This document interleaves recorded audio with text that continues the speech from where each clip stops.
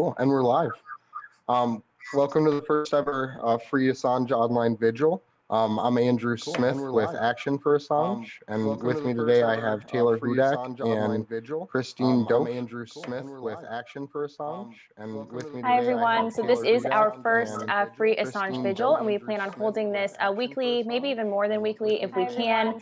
We are just getting started, and we are very excited to have Christy Doff with us tonight. Christy, thank you so much for coming on. Christy is an activist, and she's also part of the Unity4J admin team, specifically the Twitter team. So Christy, I know that the Unity4J Twitter account, there were some issues today. It was suspended. Can you kind of go in depth of how that all happened and how you found out? Yeah, so it's really great to be here with you guys.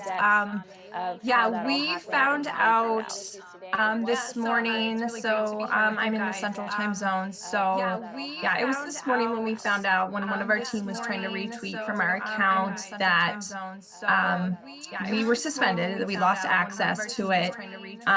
We did not receive a reason for why the suspension occurred. So we did file an appeal with Twitter, and we do know that Twitter actually received that, confirmed that they received that. So as far as how long this process is going to take, we don't know right now. So yeah, right now we are asking all of our followers, our supporters to kind of help us tweet storm to Jack and Twitter support to get us restored, because we really don't see of any way, shape, or form of how we could have violated terms of service. And obviously, if we did, we would love to defend ourselves.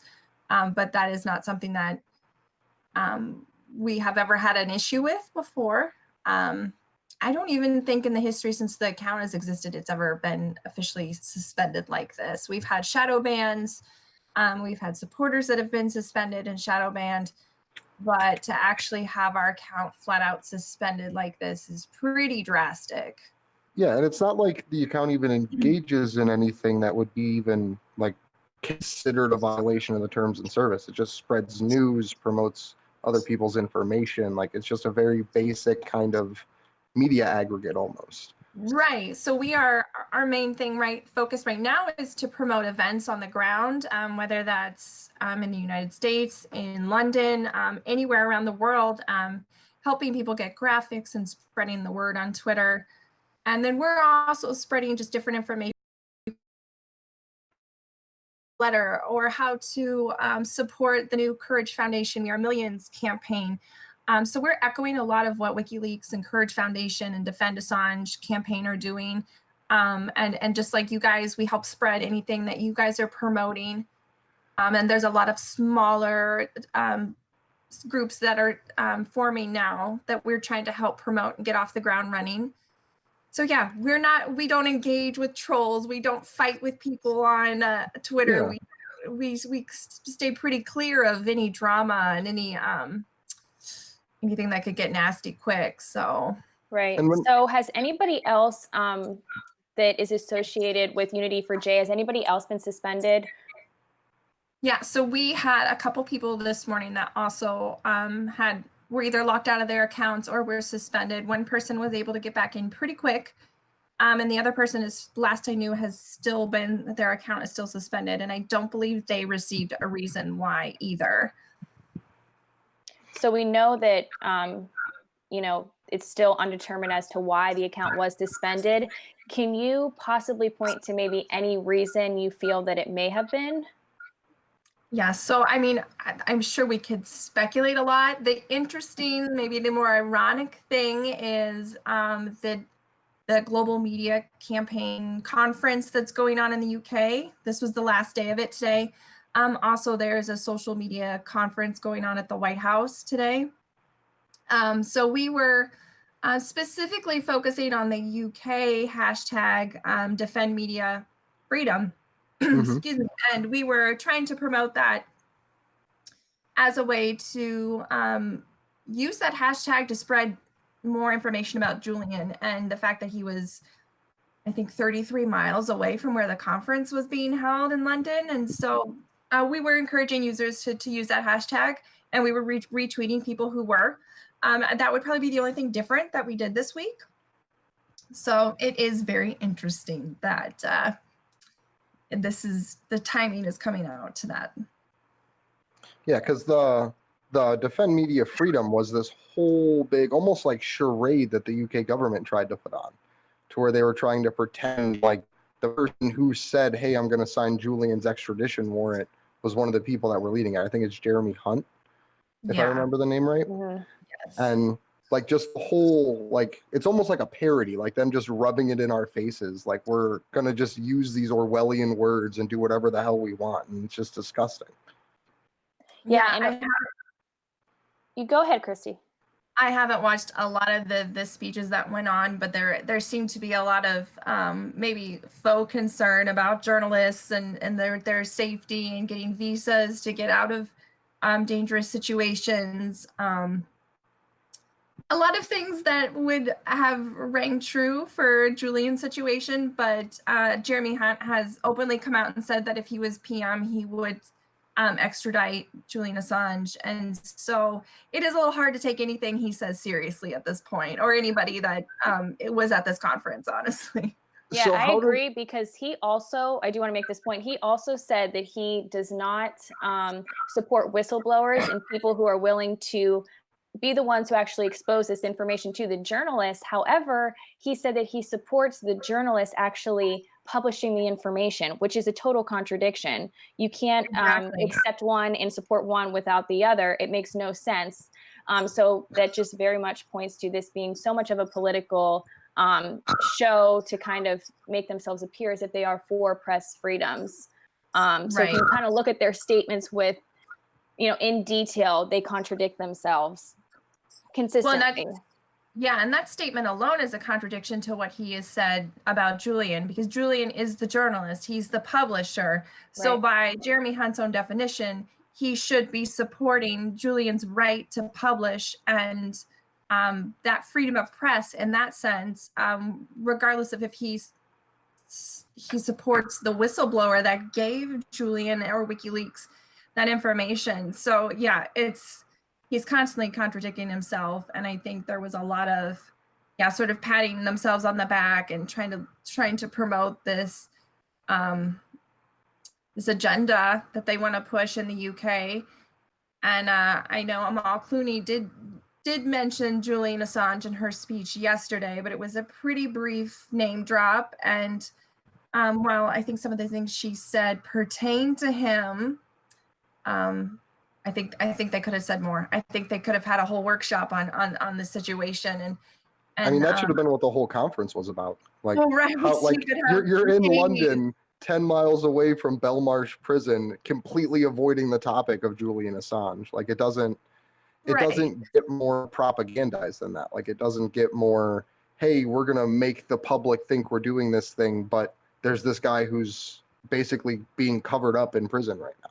Yeah, in a high max security prison, it's been referred to as the British Gitmo. Mm-hmm. He's surrounded by terror suspects, murderers, and he has no access to information. He doesn't have access to a computer. He doesn't have access to his lawyers. I heard, and this came out kind of when the whole phone thing came out, like that video, that Belmarsh actually has a big cell phone problem. Do you think it would ever be possible for Julian to do a live stream out of Belmarsh? I have no idea. There's been a lot of questions around that video that came out on how that was actually taken out of the jail or gotten out of the jail. So I don't know. I don't know if what on the extent of if they can get phones in there, how well they are able to communicate and what that would look like for him. Okay. It'd be really cool, but I don't know if they would let him do that. Yeah.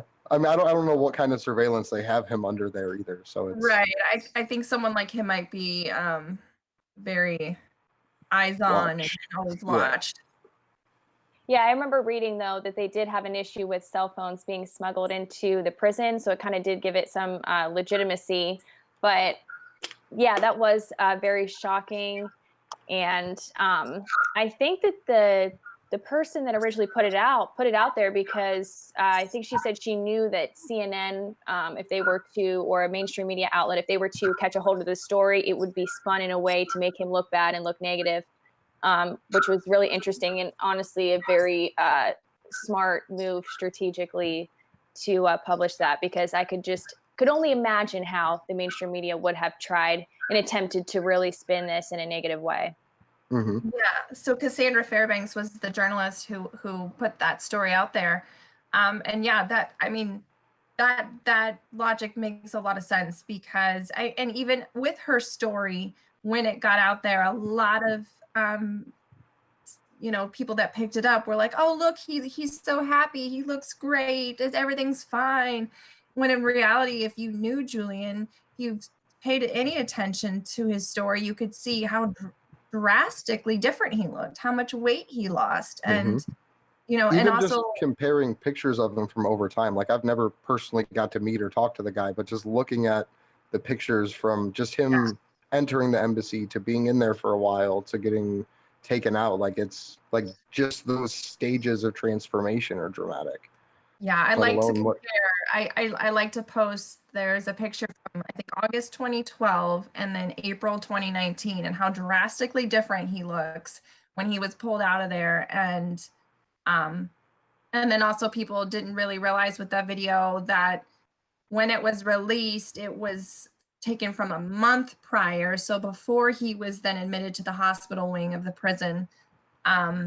So yeah, I think Cassandra did a lot of damage control with trying to get that story out there really quick, and avoiding a lot of the conspiracies behind what would happen with it. But of course, some of them came out with conspiracies, and I mean, there always is.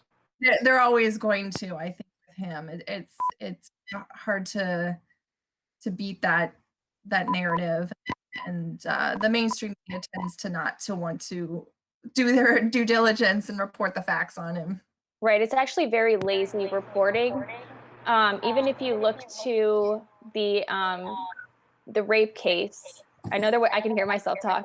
I know that there was okay, there it's gone now. I know that in Swedish, like in the Swedish language, that the actual like legal definition of rape is not in any way what we consider it to be, or how we use it in English and in the English speaking world. That was never reported on, and they made him to look like, a violent person. And just these fine details that should be reported on and taken into consideration are not in this case. And it's just, it's very damaging, because we know that when somebody is put on trial and it's this high profile and the media is covering it extensively, the chances of that person's trial being fair are much lower. And we already know that if he was ever tried here in the US, I mean, his chances of receiving his right to a fair trial is extremely low. So the reporting is so consequential. Exactly. I mean, even with the government aside trying to do a trial here and giving him a fair trial, I don't think our government would allow that. I think it would be a very show trial or kept behind closed doors. And then the other half of that is you have the media who are, doing this lazy reporting, and they're not learning all the facts. I mean, really, it's not that hard. If everyday people like me and you guys can look things up and do your due diligence and read about this case, why aren't these professionals doing it? Like, it's a little and it's a little tiring having to correct TV journalists all the time. But see, the part that I think's we try to do on Twitter is tell them that they need to correct their stories. I think it was just Tucker Carlson. Like, of all the people in the world, Tucker He's Carlson done a great job reporting person. on this case. And it's not even that he did a great job reporting on it, because compared he left to the others. Yeah, compared to the others. But he left so much out too, though. Like when he was talking about it, he spun it like Julian was innocent, but Chelsea Manning's guilty and should be in prison, and didn't give the specifics of her case. And there was still like so much propaganda layered in there that by the time it got to Julian's message, until that last 2-minute rant, it was almost to cause more confusion if you only saw the first minute and a half. So I think it was awesome that he covered him any way that he could. But I think at the same time, it's still like there's so much that he got wrong in that at the same time. Yeah, it's very frustrating because, yeah, when you get a reporter like this who gets a little nugget right, and you're like, oh, good, great. Now you're just telling the narrative, you're telling the story. You're not pushing the media narrative, but then they go off on another tangent, or yeah, they get Chelsea Manning's part wrong, or they don't understand how WikiLeaks actually works, and they start, relaying false information, and it's really frustrating because they should be held responsible for these things. They are pushing that narrative out there. They're pushing this information out there, whether it's correct or not. And then that is seeding in the brains of millions. And so you have, people who come up to you on the street and scream at you because they believe what's on the news. They don't believe the actual truth. Yeah, if you don't mind, do you want to get into kind of what happened? Because I know you're an activist. You're very involved in the fight to free Julian Assange. So can you describe and, tell the viewers what happened? Yeah, so I had probably the first event that I'm aware of in Des Moines last week. We did the Candles for Assange. There were over 60 cities that had some sort of event throughout the day on July 3rd to celebrate Julian Assange's 48th birthday. And for me personally, I decided to do a chalking event in downtown Des Moines, and I got permission in the space that we were going to do it. And so kind of like over the lunch hour, I'm down there just minding my own business, chalking, and doing some different quotes for Julian, writing free Assange, free Manning, writing things about WikiLeaks. And I had somebody walk by and then come back a second time and stand there and then start talking to me about how when they were in Iraq, their interpreter, the interpreter's family, or the interpreter was killed because of Julian Assange, and started kind of going through this whole dialogue. And when I, try to calmly say, okay, well, here's like the facts, here's what the Pentagon has reported, here's what they testified at Chelsea Manning's trial in 2013. This is why the leaks were leaked unredacted. The password was published in a book. Julian Assange was trying to have them redacted. You watch the documentary Risk, which it's a great documentary. I don't really like the narrative that the director tried to push. I think she was trying to create a story that wasn't there. But there is a great scene at the beginning where Sarah Harrison and Julian Assange are trying to call the state office and trying to let them know that the password had been leaked and these cables had dropped without redaction. And this state office, Hillary Clinton's office, didn't seem very concerned about it. So while I'm trying to calmly relay this information, this man gets very angry at me, starts swearing at me and getting very close to my face, like really uncomfortably close, and said some pretty awful things, sitting around the corner eating his lunch, who kind of engaged this guy over to this Good Samaritan and kind of engaged with him for a while. And then I just was just trying to go back to my work. Well, I'm sorry you had to experience this. It happens a lot to, people that support him, and it's not right. But again, it is a result of this misinformation that's been spread. And we actually, because we did a Candles for Assange event out in Elyria, Ohio, we had a really different experience than that, to where it's Lorain County in particular, like my little cut of Ohio, I guess would be the way to put it, is as best of a cross section as you can get for the entire country. You have like a hyper rural lower part, you have like a gentrified portion, you have like that community that lives in like desolate poverty inside of itself that every other community hates and doesn't want to be like. And then long story short though, we got support from everybody. Like it was really cool just going out there and talking to people, because if someone doesn't know who Julian is or has heard about it in passing or just only knows about the word WikiLeaks and doesn't know the name Julian Assange attached to it, you can make so much of a powerful impression just by explaining like the basic facts Like Julian revealed the war crimes in Iraq and Afghanistan, and he's facing 175 years in prison for reporting honest information. And people hear that and they're like, that's insane. Like, how is that possible? Like, how can you report that information? And that seeing was the pretty light much, bulb clip.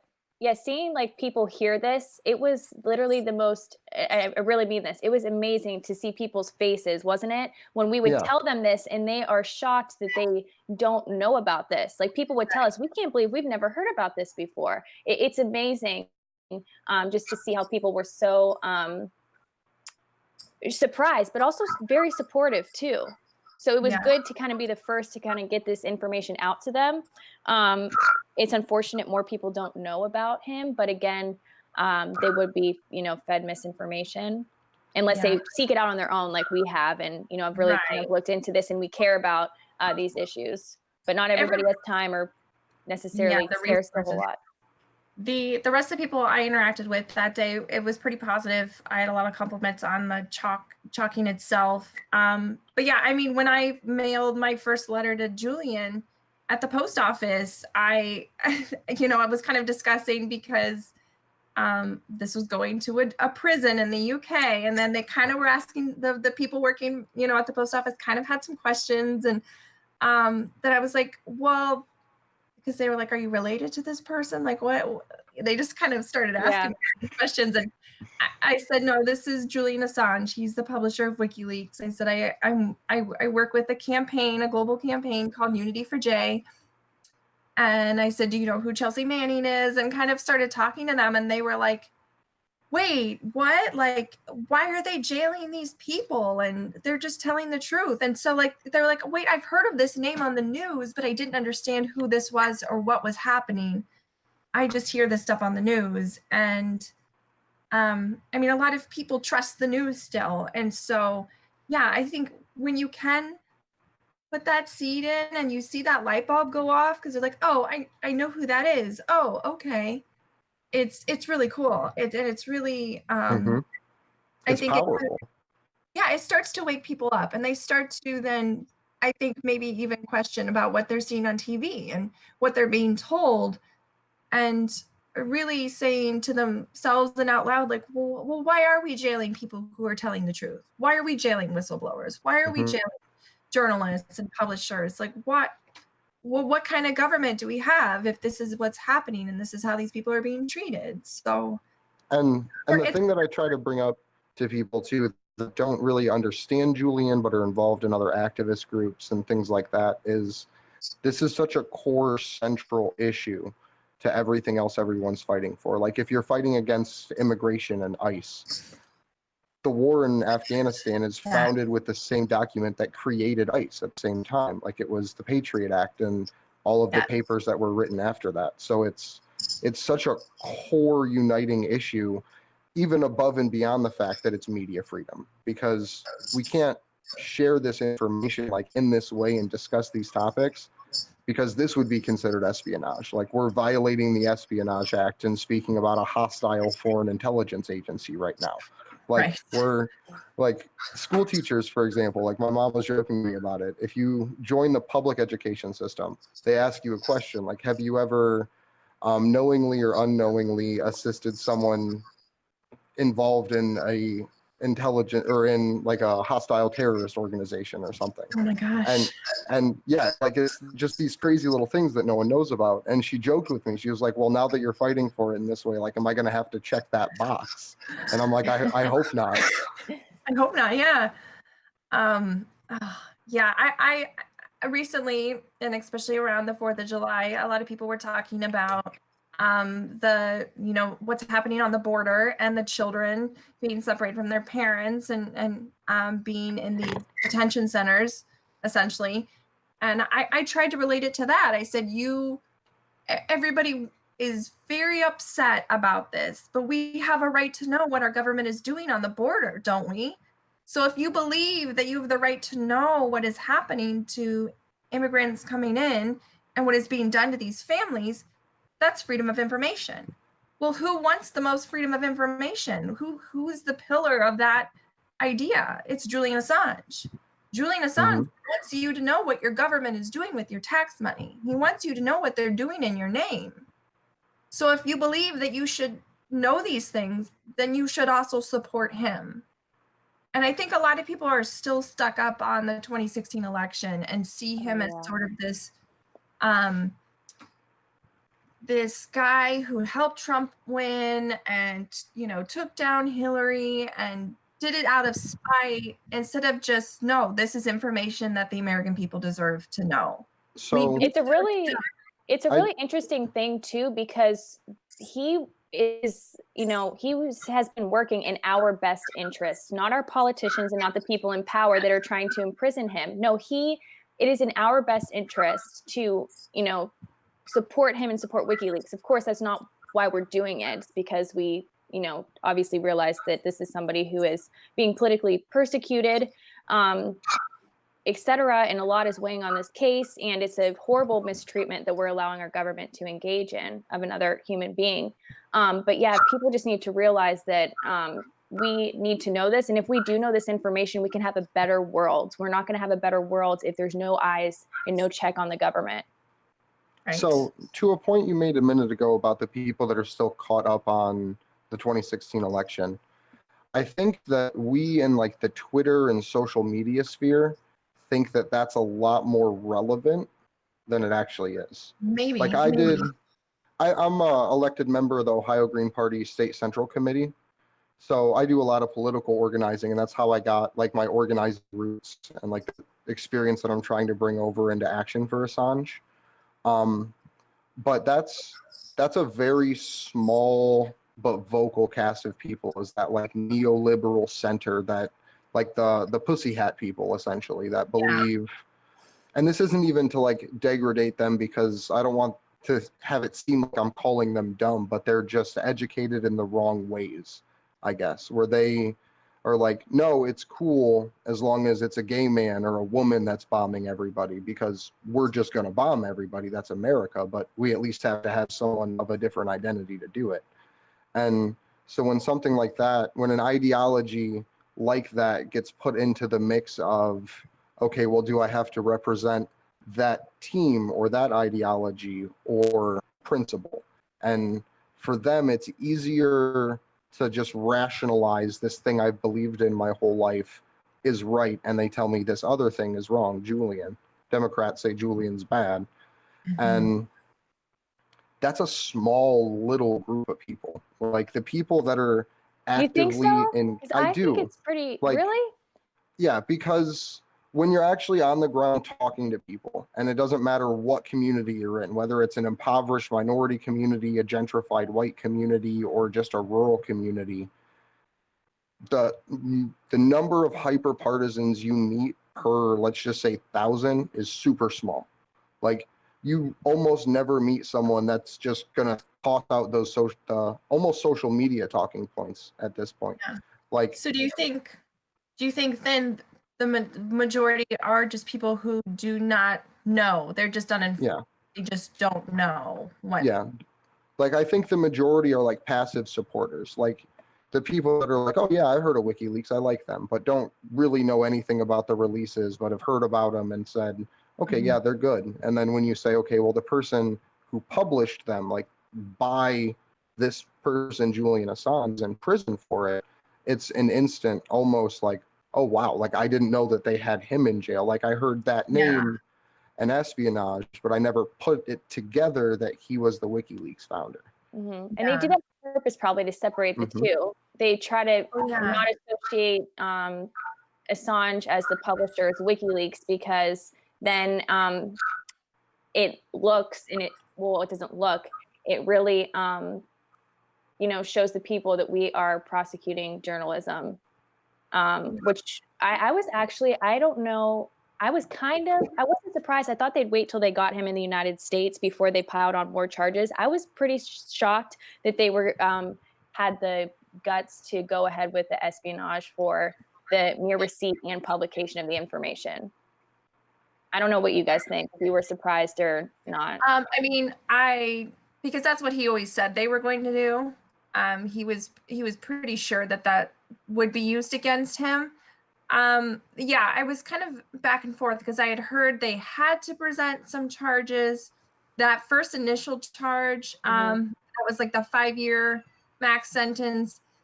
That seemed pretty benign. And so in that case, I wasn't surprised they went ahead and dropped 17 more.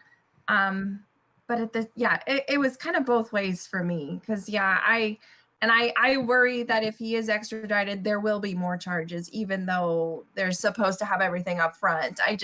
Especially since Chelsea Manning is still in prison, I feel like there could be something else looming. I agree. I want to get back to Chelsea in just a second. We had someone in the chat actually.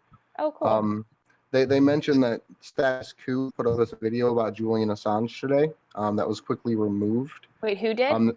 Status Quo, Jordan Sheraton's like journalism channel. And she said, I'm not sure that has much meaning, but I mentioned that in the event then someone has noticed similar removals from other platforms. So I don't know if Sydney actually has heard that the Unity for J has been removed as well, like that's been just suspended off Twitter. So I just wanted to circle back to see if anyone had like seen or heard anything else beyond those two from that happening. Yeah, I mean, I haven't heard of anybody else, but that is very interesting to know that they had issues as well today. Yeah, and it's all very strange timing. I mean, I thought it was weird timing too, that your account was, or the Unity for J account, I know that you manage it, was suspended, and then shortly thereafter, Twitter kind of has this, goes out, but your account's still suspended. I thought that was really odd to me. What do you make of that?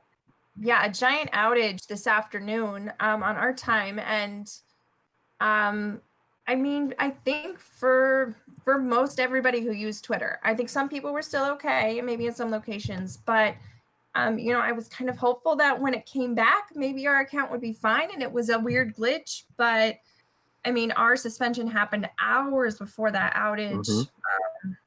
Actually, when the outage started, I thought my account had gotten suspended because I started losing functionality. And so then I started asking everybody else in Discord and everybody I knew outside of Uni4J, like, can you use your Twitter? Can you use yours? Like, it's not just the Assange people, is it? And so it was very strange.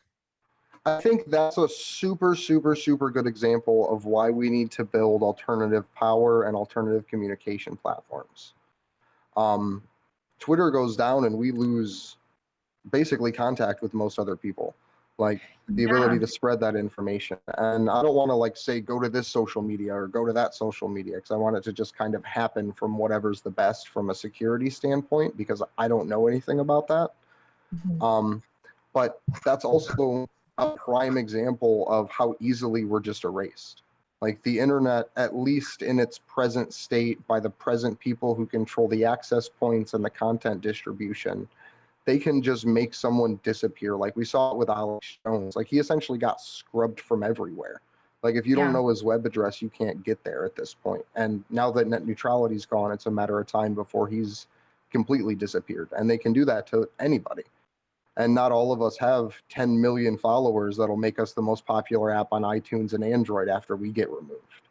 Right. Well, and like the big thing now that we're trying to do is to get everybody on Twitter to make some noise for our account to get reinstated, because that support will help. But not everybody has that. And if it takes, who knows how long, you kind of get left in the dust. Some of these accounts that get suspended and don't have enough momentum to get themselves propped back up and get Twitter's attention. So I do want to ask, go ahead. But I want to say, go ahead. I'm sorry, I don't mean to keep interrupting, but like that's why I think it's so important to have like local meetups about this, and why it's so important to, even if you're acting alone, to act in the real world, because we're so censored and we can just be cut out the equation online literally in an instant. Like they turn off just our access because they know who we all are. They know the hashtags that we use. They keep us in this echo chamber to talk to each other that just slowly expands when it's an issue that everyone cares about. So like that's Like, that's why it's so important to just be that one person in your community that's willing to feel kind of awkward for half a day while you hang up signs. That's why we created, that's why we do it. That's why we, really, it was Andrew's, Action for Assange was Andrew's idea. And then we joined forces and kind of created into something bigger and, got a Twitter account for it. But that's why, to avoid the censorship and to also expose people to the message of free Julian Assange, free Chelsea Manning, who otherwise wouldn't see it, and kind of just to make it I guess a new normal, or sort of, I know that's very ambitious and optimistic, but kind of make it a thing again where people actually go out and take actions instead of just heading to Twitter or social media. Yeah, to where it has to be something we do in real life. It definitely. I think we have used social media to our advantage to find our people and to kind of let people know we're having gatherings and meetups. So yeah, it's very advantageous, and trying to get across all social media platforms right now is kind of a challenge for, small groups. So yeah, the more you can get out on the ground and meet people, I had people message me who didn't get to come to my event that were like, hey, let me know next time you have one, because they weren't in town that day. And so yeah, it's kind of having to get over that social fear getting out there. I do want to ask you though, what are because obviously Unity for J, the account, had many followers. It was very impactful and notified people of, the latest news with Assange, and also certain events and things they could do to get involved and make a difference. Can you talk about the impact of this suspension? The impact largely is going to be we're not able to help spread events as well.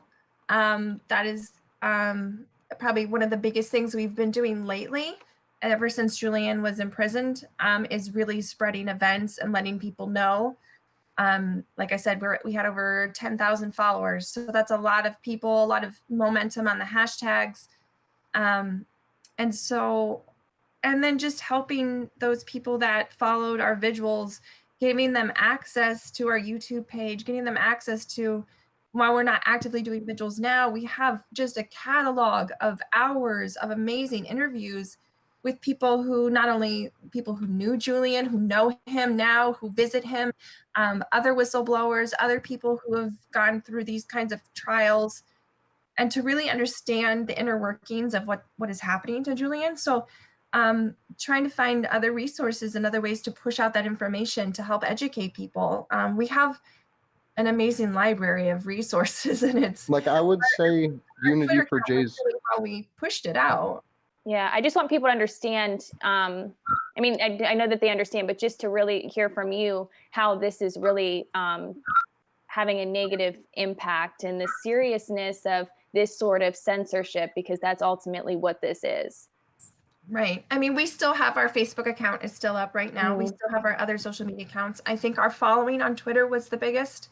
It was our main social media. It is our main social media platform right now. So yeah, it's a huge impact. It's how's the WikiLeaks culture on Reddit? I personally have not been on Reddit enough to I know we do, I think, have a Unity for J team page. Because as far as, and this is going to seem weird to kind of describe it this way, but as far as social medias go, I feel like they're the more likely audience to engage in real world participation, to where they're the people that like almost want to gain an internet, like if you want to put it in that terms, where we're reaching out to people. Yeah, a very good point. I think we're gonna really have to examine, like, where we need to redouble our efforts if the Twitter thing takes a while and we aren't able to get back on. I'm really hoping it doesn't. I would honestly love to see Unity for J streams start up again. Like, I think that would be so cool. Yeah. We're gonna have to do something if we're gonna get censored everywhere. So we'll see what the days ahead bring us to, and where we start pushing our efforts. But yeah, we've been trying to help all these different groups. There's a couple different groups in the UK. There's groups in America popping up.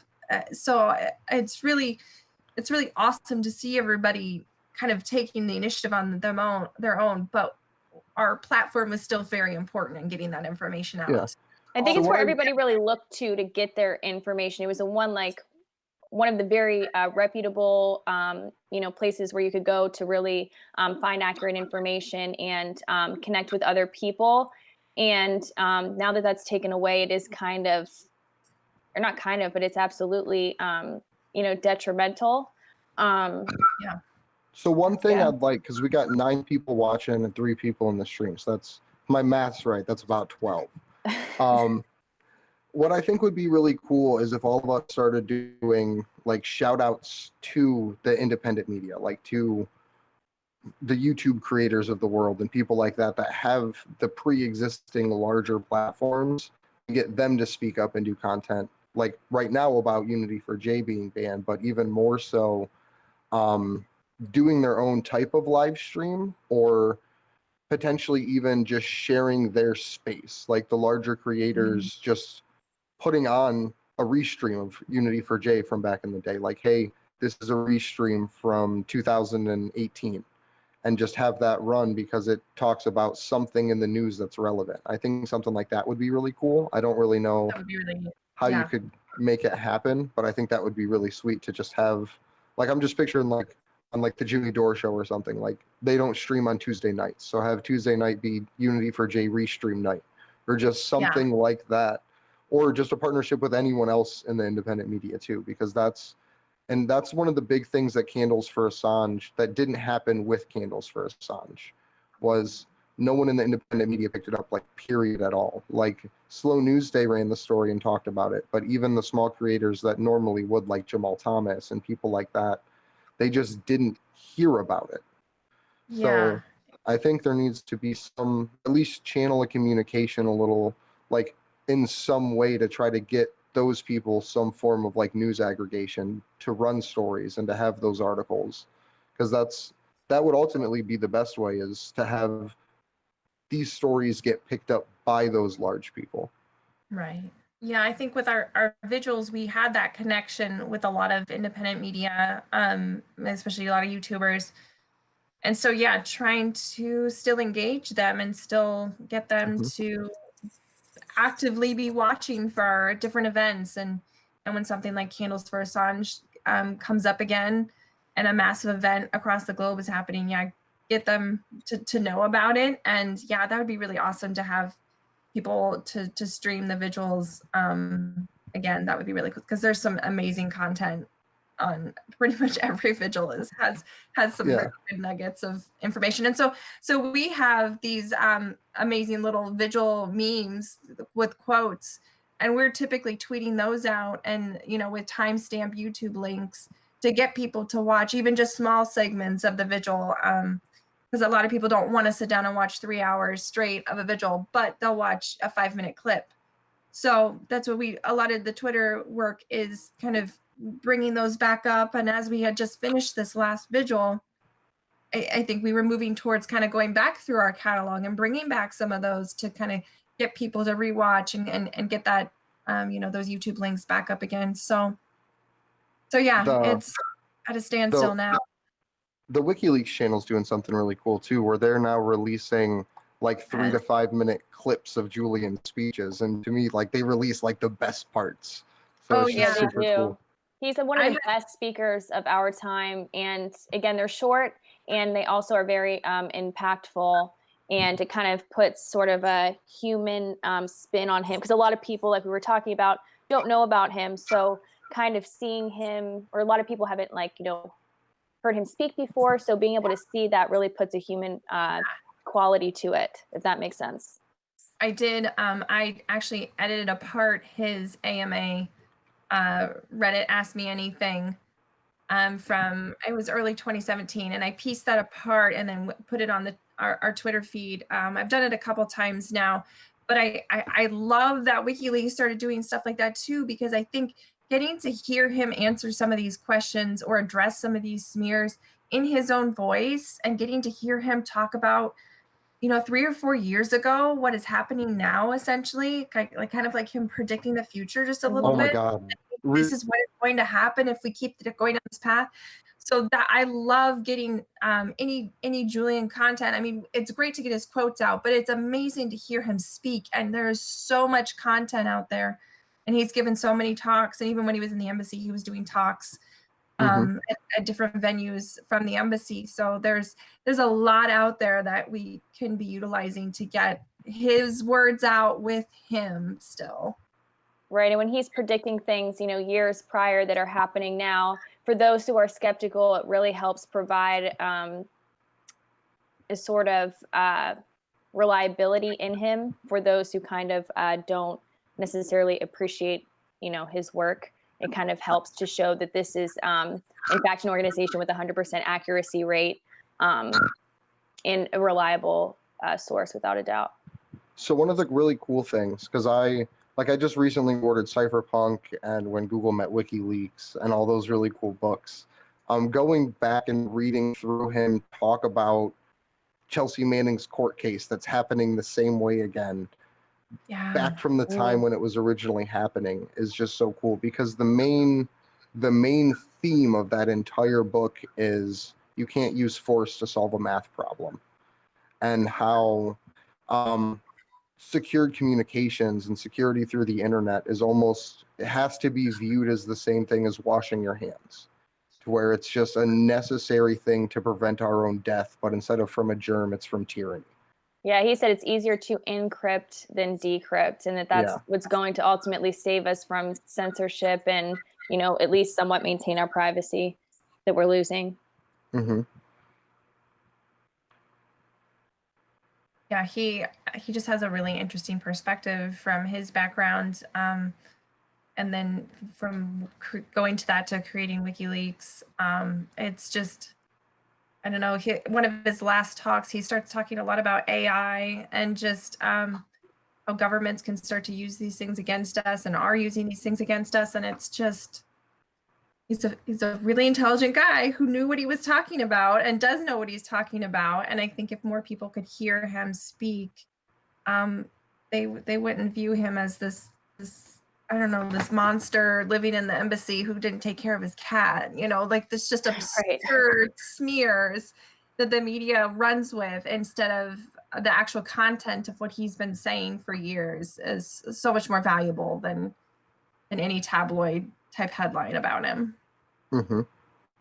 And that's the whole thing, is they just want to stop him from speaking. Like, that's why he got put into the embassy. That's why that's literally why his internet got cut, was, hey, you're saying too much. Like, even just like, our empire is so frail that your little 188 characters can topple the whole thing. So shut the fuck up. Right. That this one man should stop tweeting because he's What I find suspicious is that at the time that the conspiracy to commit computer intrusion charge was issued was in 2018, March of 2018, the same month that his internet access was completely cut off.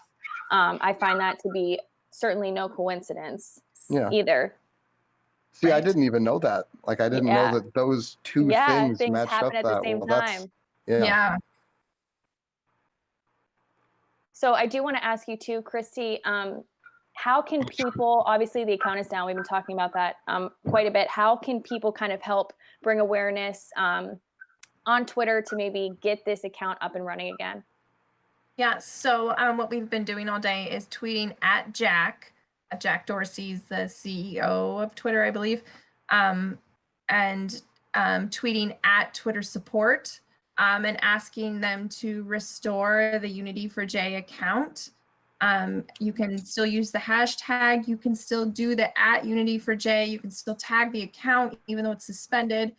And, kind of demanding that they take a look at this issue and restore it. And just to keep tweeting and to retweet others. If you look up the Unity4J hashtag, you're just going to see tons of people speaking about this. So retweeting others and just keep the momentum going is really going to help just get some eyes on the situation, hopefully. So this is a little cool thing in the back door of the internet that no one really knows about for YouTube and stuff like that, podcasts. Buried in the back of Joe Rogan's website website, he has a booking request form that you can fill out for the Joe Rogan Experience. I think it would be really cool if we found, even something like Ray McGovern or something like that, that would be willing to go on the show and then have us as a community spam the booking section for Joe Rogan's podcast, just to try to get that attention, to get someone that's that pro-Julian and pro-privacy, pro-freedom of speech onto that show to give that point of view. Because he's a propagandist at the end of the day. Like, no matter what you think of him, he still allows anyone to come on and drool any propaganda they want.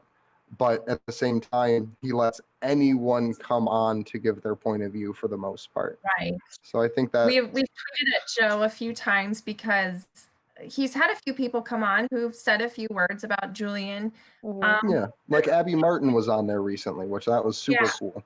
It typically ends with somebody saying, but I don't know that much about the situation. I can't talk to it. So we've said, Joe, get somebody on there that does. Like, there's a plethora of people to choose from.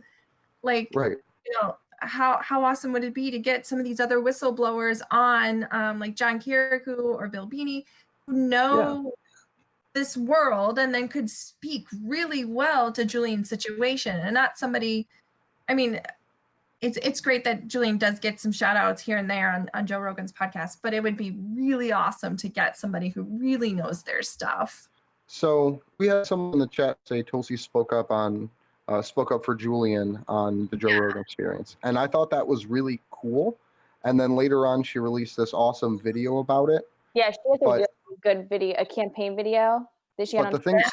The thing that I'll say, I just want to echo Susie on this, because that's something that she had talked about, was don't believe politicians. Like, don't say, okay, well, I'm going to donate to this person instead of donating to WikiLeaks because they'll help Julian become free. Like, don't get caught up in that. Don't allow someone, even like Jeremy Corbyn over in the UK, or whoever will end up being the leader of how that weird ass government works. But don't allow that person to suck the air out of the room. Like, don't let your belief in them and your need for some kind of representation for your belief system at that level to take you away from the core fight. Because for a politician to say that on a show and to release a video about it is very important, and there has to be a round of applause for them, because there's barely anyone else doing that. But at the same time, they should meet us. Like, it should be them coming to, like, literally going to Chelsea Manning's prison, which is less than half an hour away from downtown Washington, D.C. No one has done that. Like, no politician has even spoken about her. Tulsi did, but has put her forward as, like, look at these people. Like, this is a core position in my platform, is we need press freedom. And to do that, I'm going to be on the ground helping organize in that way. And I'm going to make my organizational efforts as a political campaign be focused on the ground efforts. So that way, when I get cheated out of my election, which is obviously going to happen, then that person still has people in the streets demanding these things, because that's what we lose. Like, when, like, for me, I'm part of the progressive left, like, but that's just how I fall in that political spectrum. And when Bernie Sanders was just like, I support Hillary Clinton, it all stopped. Like, the whole movement literally ended there, because everyone just kind of fractured apart. It wasn't, let's just continue to fight for these ideas. It was, well, this person that represented these ideas is now doing something else, and we don't know how to continue to have the same cohesive conversation. And I think it's also too, like, choosing the lesser of two evils too, is kind of how they see it. They see, oh, well, we have to support this person because this other one is so bad, even though we don't like them. That's kind of the mentality of why they do that. And then they abandon all the ideas they previously, were running on, or at least don't emphasize them as much.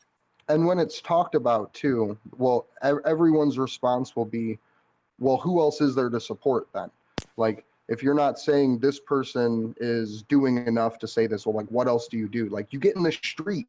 Like, oligarchy and powerful individuals with the control of militaries have never been beaten through legislation.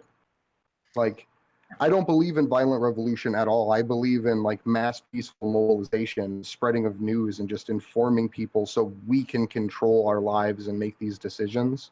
But there comes a point where you can't just say, well, this person said a thing, so that makes me passive. Because Right. like that, it sucks the air out of the room. Like it doesn't allow for that conversation to continue because they said, well, this person said this thing, so it's over. So I think that's a really important thing to drive home too, is when people say, even just say Julian's name at this point, because most politicians won't even do that, even if people will make excuses and say why. Even just saying his name and saying free Julian Assange on a debate stage is more recognition than any of the mainstream media has given him on those channels and for the people that view that. So I think it's we need to demand that these people build this space or meet us on our level to have this space be built, because without the ability to have true representation outside of the political process, like by the people in the street saying this is what we demand, we can't fix these things. Yeah, but another issue too, as you said, politicians won't mention his name, and we knew that they weren't going to bring it up at the debate, the Democratic debates, despite the fact that whoever becomes, or if we have a new president, whoever is the president beginning in 2021 for the 2020 election, that person, they're going to have to deal with the Julian Assange case. They're going to have to make decisions. I think, as far as we know, that's going to be a major part of their presidency. That's not even addressed. And with that too, that the first debate, there was that back and forth between the people about the war in Iraq and the war in Afghanistan, and the people who died over there.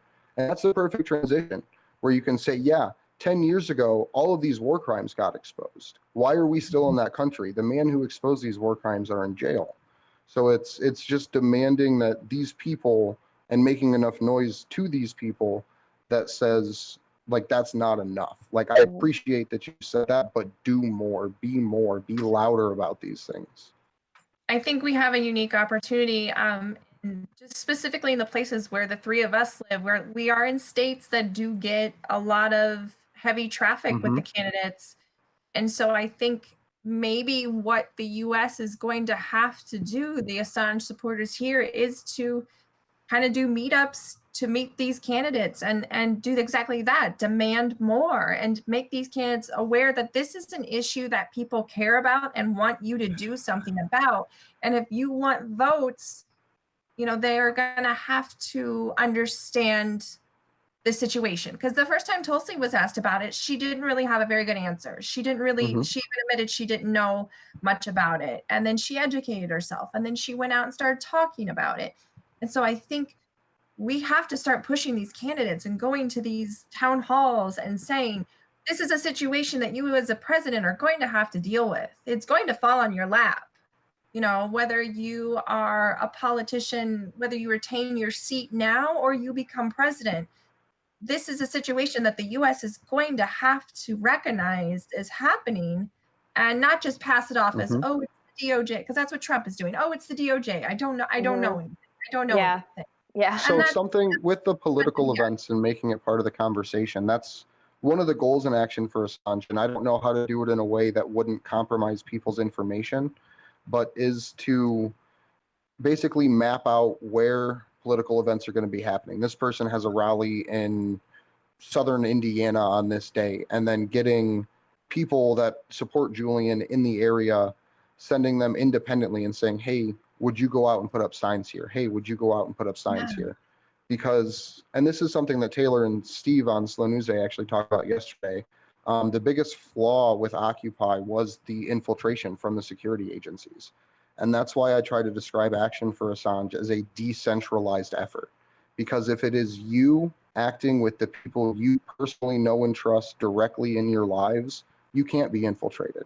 If it's something that, like, I know a situation more personally with the Cleveland Occupy protesters, so I don't want to get too far into that, but it's doing it in a way that you don't even put yourself in a situation to be compromised like that, to where it's you're going out and doing this individual action by yourself or with one or two close friends, because that's all it takes.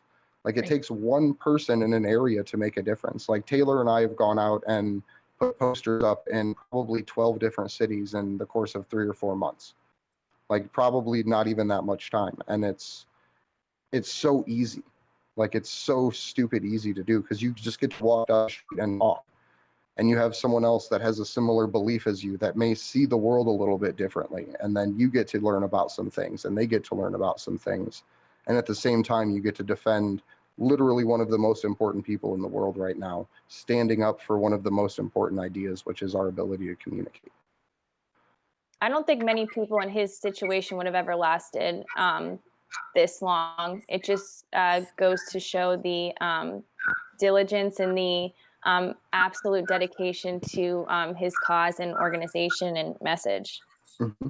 But something too, and I don't, could you talk about Chelsea's situation? Like, do you know kind of what's going on there? Could you highlight some stuff? Yeah, so I mean, I know loosely what's going on is that she's been subpoenaed for a second time in front of a second grand jury. And just like the first time, she has refused to cooperate. She's referred back to, anything you want to know, I said in my trial in 2013, that those are my answers. I've given everything I know, and I'm not going to answer any more questions. And so again, she's being imprisoned because she refuses to cooperate with the second grand jury. She was earlier this year subpoenaed, jailed for refusing to work with the first grand jury. Once that grand jury was broken up, she was released for maybe a week or two, resubpoenaed again. So now we're in the situation. Now, not only is she in prison, but the judge also gave her, I think it was after 30 days, she would start accruing fines. So I believe she's somewhere over like $12,000 of fines. They're essentially trying to bankrupt her, not only imprison her for not answering grand jury questions, which I can't speak to a lot of in-depth of the grand jury, but I don't believe like her attorney could be there. It's very behind closed doors, in a room by herself. Her trial's classified. So her attorney can't be have access to any of that information. And wouldn't she ultimately have to have an attorney that's within the system? Right. A national security clearance attorney, which is the most corrupt system I could think of. That makes no sense. And she's made multiple statements that she will not cooperate with the grand jury system. She is just not, there's nothing they can do to her to make her do this. God, and so, there was her press conference that she gave before she went in the second time. Like I remember sitting there watching her and someone in the audience asked her, or one of the reporters or something, like, are you going to cooperate? Like, are you going to give them information? She just says, no. Like just the most blank point, like, oh, like when I heard that, I just wanted to be like, yes, like, thank you. Like keep fighting, like we're trying here as hard as we can. But I think they're trying to make an example of her as well. We often talk about Julian being made an example of, but same thing with her for people in the military, for people who are in positions where they know sensitive information so that they too, don't do what she did. It's supposed to send a message to scare people from revealing, corruption. Yeah, and she has admitted, and maybe it was even in that press conference, that everything she did, she acted on her own. And, she fully holds herself responsible for getting that information. And, I mean, she hasn't necessarily addressed the indictments exactly as they've been laid out against Julian, but she's pretty much said, that there was no way for her to know if she was speaking to Julian directly. And this is what, this is what she did, and she did it alone. And so, this is about trying to essentially get her to perjure herself and to somehow find a slip up, I think, that they can either use against her or use against Julian. And so that's. And I want to kind of provide an angle for this too, because I was following her when she got out of prison the first time when President Obama commuted her sentence. And I don't mean for this to sound dark, it's just as honest as I can be about it. I think they were trying to bribe her. I think they released her from prison for those first 18 months, trying to tell like, her, here's what it's like on the outside. Right, like here's what freedom tastes like. And then we're going to take it away from you again. Not pardoned. So her sentence was completed. And It does look like that. Because they kept her in jail, they put her in ISO right away. Like initially she was just put straight into ISO for I think almost 30 days or something. And then she got put into the general population and then released. And she was out for a month and they brought her back in. And it's this cycle of literally still psychologically torturing this woman. Like, oh yeah. Like I mean, not only was she tortured the first time she was imprisoned with her trial and everything, but she's still being psychologically tortured by the government and right. Just with like the release from prison and then the getting back in and the release and the getting back in. And now it's, well, we can keep you pretty much indefinitely. Like as long as this grand jury exists, you're in prison. And I think she was experiencing health problems too once they put her back in prison. Yeah, she had just had gender reassignment surgery a few months before this all started. And so she's still going through a lot of medical issues that would be probably very difficult to be in prison and deal with. And so, yeah, I'm sure the medical treatment availability of where she's at is probably not, ideal. Right. So yeah, you've got that psychological torture. You've got the fact that financially now they're trying to ruin her. And then the fact that you are just isolated in prison from your life that you had just rebuilt for the last year and a half or so. Like she even came out and was running for Senate, like, and even that, like, I don't want to speak for her or say it was because of this or that, but the way that I see it, because I look at like people in her position and Julian's position as having to say things without speaking sometimes. And when she ran for Senate specifically against the Democrats, not as an independent or as a third party, but as a Democrat incumbent or against an incumbent Democrat, to me, that was her making a statement saying, like, I'm not backing down, like, I'm still fighting. Because they started swatting her house. Like, I don't remember where she was at the time, but she was out traveling. And the police literally busted in her front door with bulletproof vests, riot shields, and, like, SWAT weaponry to do a suicide check and make sure that she was okay. That's like, so ridiculous. She's a like her, crime that she has been convicted of, later pardoned of, is not a violent crime. So having all this police, these raids, it's so to intimidate and to make her just fearful of probably the whole process in general. Like Sydney in the chat again said, the most uprising thing is the lack of public support over Chelsea Manning's repeat jailing. Such transparent and strong arming. It's such transparent and strong arming. I think that people, once they know what has happened to her and the getting out of jail and going back in and getting back out and going back in for the exact same set of questions, like once you explain that to them, like obviously in a little bit more detail than that, you instantly have their support, because it's something that at this point, the criminal justice system, injustice has touched every person in this country. Like, and so when you tell someone, hey, our country is now acting in this way, it's not even a matter of shock. It's like like I know. And all you have to do, at least from my point of view, is be like, you have to show those people that know that there's something wrong, that we can do something about it.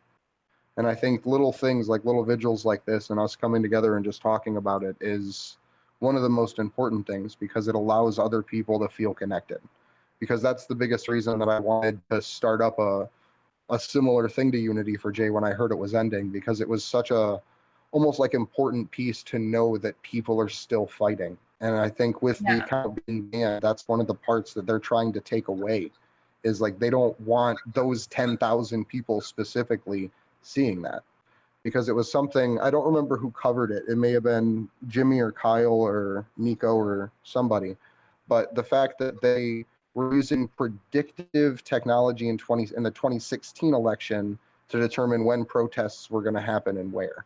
And that technology's only gotten better over the last 3 years. Like, it's not like that technology's going to get worse. And I think that may be one of the reasons why Unity for J was targeted the way it was, is it's a hub for dissidents. Like, in so many words, like, it spreads the information that they literally don't want you to hear. So I think having people fight to get that back online is so important right now, because that's like a gathering point. That's Unity for J is essentially a public space for Assange supporters to talk to each other. Yeah. And absolutely. Yeah, like I said, all these smaller groups like you guys are popping up and starting to do your own thing, not only in your communities, but online, and to help, use the Unity for J platform to propel everybody out into space even further. Yeah, that central point has now been neutralized, and everybody's kind of back to their own little corners of trying to get their word out. And that following, we could really propel people on, and that's what we wanted ultimately UJ to continue doing, was to really help the ground action moving forward in the coming months. So yeah, I would say try to, as a whole, all of us should try to connect with content creators better, to say, even if it's just sending them articles like, hey, this was a protest that happened in France, this is the person that ran it, so that way those people could have a chance to say, okay, well, I want to cover this, like, this sounds really cool. Because like Jordan Sheridan, he covers little cool things like this all the time, like little awesome protests and like stuff like that that's building on the ground. So I think like he would be a good person to talk to about maybe even restreaming or something, like some kind of way to promote that old content, because Unity for J was such a, like an archive almost of the history of free speech in the last decade. Yeah, and like we mentioned before, if they start deleting these things, we want to make sure like all our hours of footage are archived and that we can't be erased from history, because there's been a lot of history made with a lot of people coming together and discussing Julian and Chelsea and everything that's going down with these governments. So it's something we don't want lost to the of history here. We want to keep preserving and keep it going and keep inspiring more. Do you guys have an offline backup? We've been kind of working on that right now. So that's something that's where we're trying to make a priority too. Awesome. Yeah. Cool. I mean, do we want to wrap up? It's been almost a little over an hour. A little over an hour, yeah. We've been talking. Maybe we should mention our Chicago trip. Yeah. Okay. Mention So guys, cool. we're excited. We're going to be headed to Chicago at the Jimmy Dore Show on July 13th, which is Saturday, and July 14th on Sunday. We have a list of events planned out throughout the 2 days that we're there.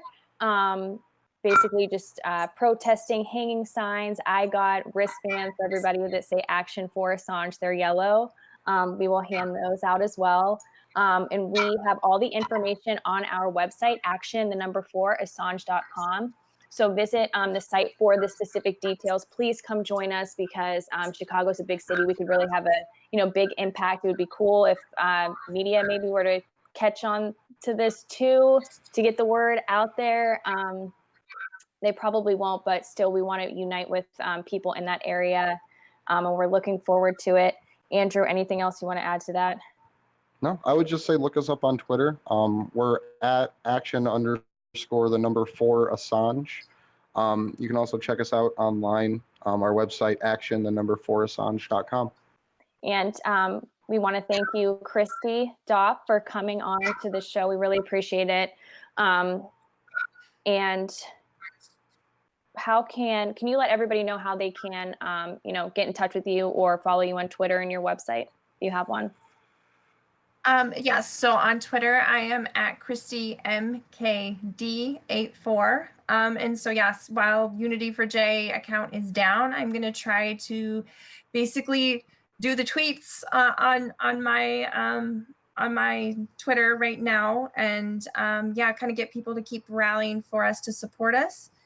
You can also go to unityforj.com, and you can always join in the Discord to volunteer to help Unity for J. We're always still taking volunteers to help with different avenues of what we're doing behind the scenes.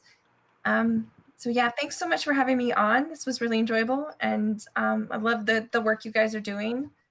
Thank you. And so hopefully we will get maybe all our Midwest people kind of in a central location sometime to plan some sort of rally. Yes, absolutely. So one thing I would love to do as far as rallies go is a march from the Capitol to Chelsea Manning's jail in Virginia, because it's super close. Like it's literally like a 5-hour walk away. Like I think that would be such a powerful statement. Yeah, I think enough US activists are starting to planning events in their own little corners of the country. I think a DC one would be in the works here soon. Absolutely. Thank you so much for coming on, Christy. We appreciate it. And one thing before we go, I just want to say that you're welcome on anytime. Oh yeah. Okay, yeah, totally. I'll come on anytime you guys want me to. Yeah, Cool. please do. Awesome.